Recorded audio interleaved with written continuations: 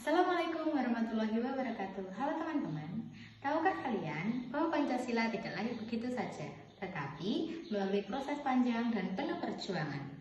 Sejarah lahirnya Pancasila dimulai pada sidang BPUPK atau Badan Penyelidik Usaha-Usaha Persiapan Kemerdekaan pada tanggal 29 Mei sampai 1 Juni 1945.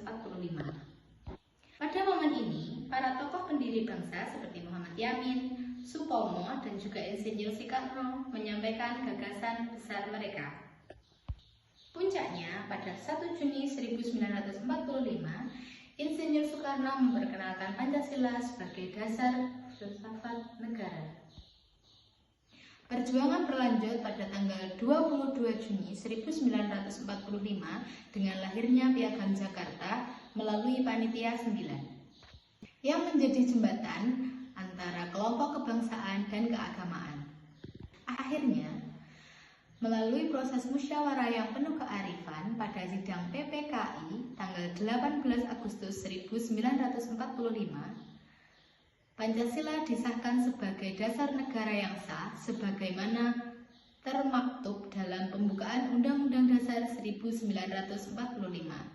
Dari fase ini adalah semangat dan kompromi serta toleransi demi persatuan nasional, di mana para tokoh bangsa rela meninggalkan ego kelompok demi keutuhan Indonesia yang majemuk. Selanjutnya, proses Pancasila pasca kemerdekaan mengalami berbagai tantangan dan interpretasi yang berbeda sesuai dengan tuntutan zaman. Poin yang pertama, masa awal kemerdekaan dan RIS. Pancasila diuji oleh berbagai pemberontakan dan ketidakstabilan politik. Pada zaman masa konstitusi RIS dan UUD 1950, sistem demokrasi liberal sempat mengaburkan esensi musyawarah mufakat. Namun Pancasila tetap menjadi tali pengikat keberagaman.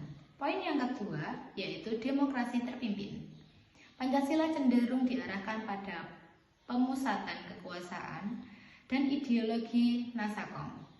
Pelajaran yang dapat dipetik adalah bahaya subjektivitas penafsiran Pancasila demi kepentingan kekuasaan tertentu.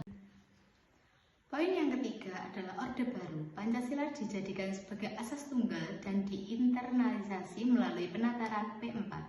Meskipun stabilitas terjaga, namun indoktrinasi yang bersifat top-down menyebabkan Pancasila terasa kaku dan kehilangan daya kritisnya. Poin yang terakhir yaitu era reformasi. Pancasila menghadapi tantangan globalisasi dan sempat mengalami hibernasi dalam diskursus publik. Namun, kesadaran baru muncul bahwa tanpa Pancasila, integrasi bangsa akan rapuh menghadapi isu intoleransi dan disintegrasi.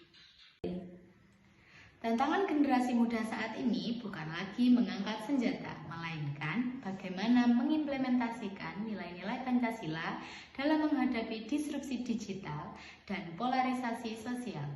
Menjadikan Pancasila sebagai pedoman hidup berarti berani bersikap kritis namun tetap santun dan menghargai keberagaman.